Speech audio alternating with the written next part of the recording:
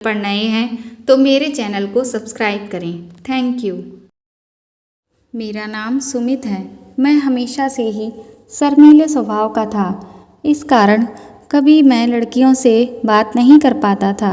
लेकिन मैं यह भी सोचता था कि मेरे लिए कोई तो होगी जो मेरी ज़िंदगी में आएगी, मेरी बातें सुनेगी।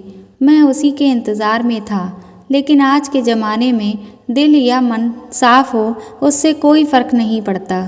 आप कैसे दिखते हैं या आपके पास कितना पैसा है, सब कुछ उस पर ही निर्भर होता है।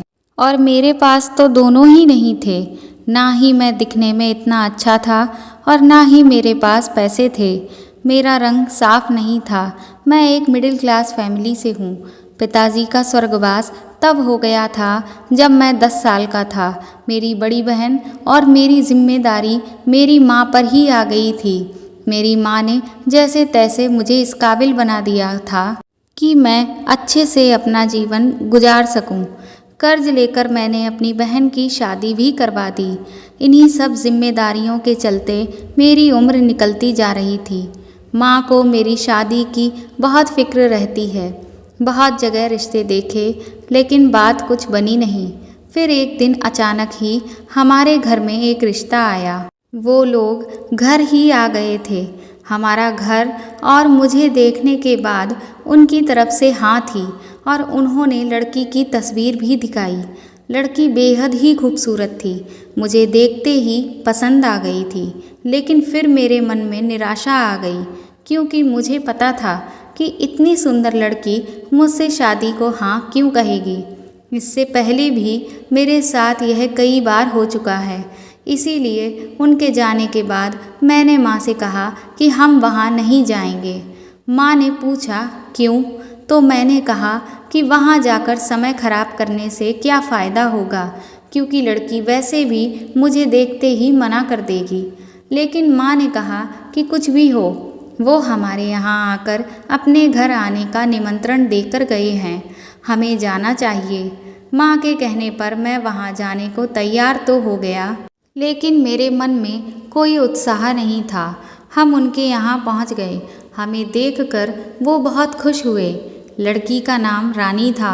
मैं वहाँ जब बैठा था तब वो नीली साड़ी में चाय लेकर आई। वो लड़की बहुत सुंदर थी, लेकिन मुझे पता था कि मुझे खुश नहीं होना है। मेरी माँ ने थोड़ी देर बाद कहा कि कुछ बात करनी है तो कर लो, लेकिन मैंने ही उस समय मना कर दिया, क्योंकि उसे देखकर मेरा आत्मविश्वास ही चला गया था। मैंने कहा नहीं ठीक है, आप बड़े लोग जो सही समझें। हम अपने घर आ गए। मुझे पता था कि उनकी तरफ से कोई पूछ परख नहीं होने वाली है और मैंने उसका ख्याल भी अपने मन से निकाल दिया। लेकिन फिर कुछ ऐसा हुआ जिसकी मुझे उम्मीद नहीं थी। काम से जब मैं घर आया तो माँ कहती है कि उनका फ़ोन आया था और हमारा जवाब पूछ रहे थे। मुझे विश्वास ही नहीं हुआ।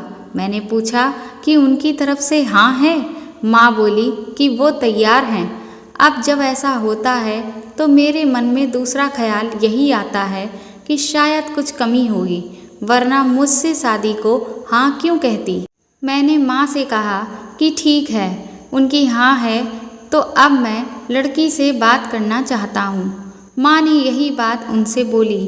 उन्होंने कहा कि अभी हमारे घर में कुछ दिनों तक घर ठीक करने का काम चल रहा है, इसीलिए आप फ़ोन पर बात करवा दीजिए। उसका नंबर अब मेरे पास आ गया था। मैंने रात में उसे फ़ोन किया। उधर से हेलो बोला गया। पहली बार मैं किसी लड़की से बात कर रहा था, वो भी इतनी सुंदर। मैंने सबसे पहले एक ही सवाल पूछा कि आप मुझसे शादी को तैयार कैसे हो गईं।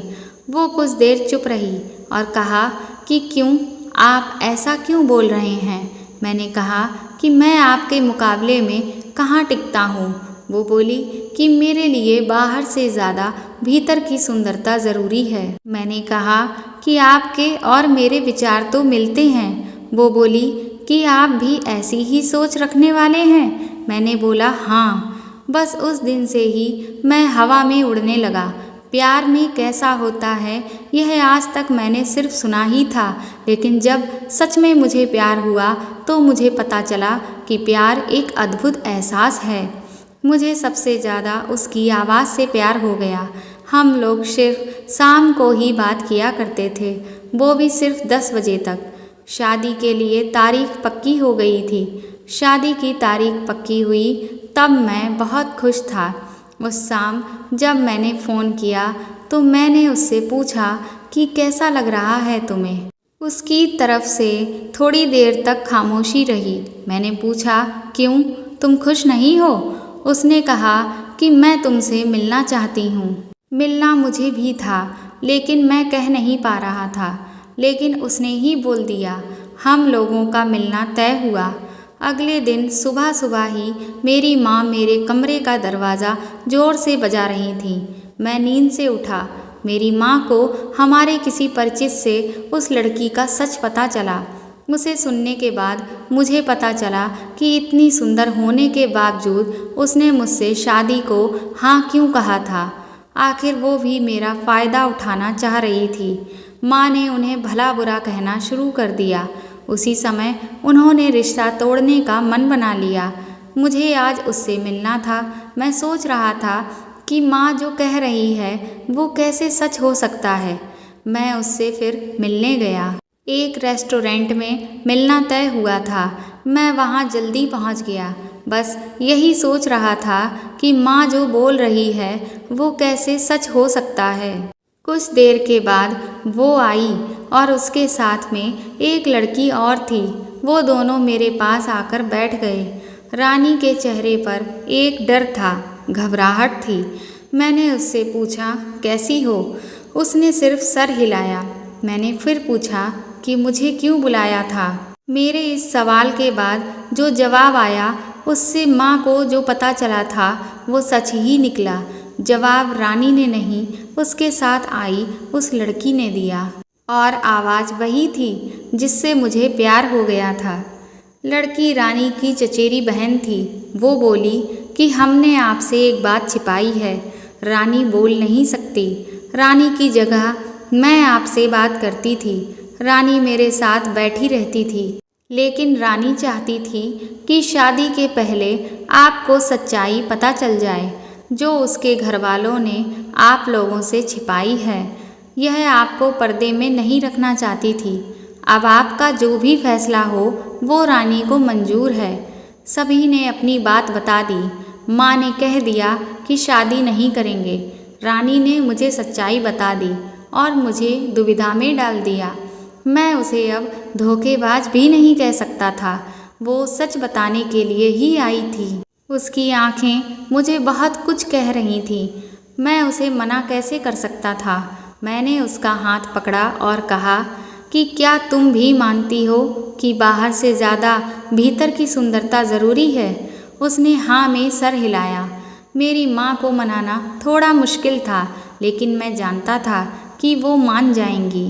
उनके घर वालों ने हमसे सच छिपाने के लिए माफ़ी मांगी और फिर रानी और मेरी शादी हो गई। बिना बोले भी वो बहुत कुछ बोलती है। प्यार में शब्द कहाँ ज़रूरी होते हैं, यह तो एहसास है जो महसूस किया जाता है। और आज मैं और रानी एक दूसरे से बहुत प्यार करते हैं। दोस्तों, आपको यह कहानी कैसी लगी प्लीज़ हमें कमेंट करके ज़रूर बताएं और इस कहानी को ज़्यादा से ज़्यादा शेयर करें और लाइक करें। और अगर आप लोग मेरे चैनल पर नए हैं तो इसे सब्सक्राइब करें, साथ ही बेल आइकन भी ज़रूर दबा दें। Thank you.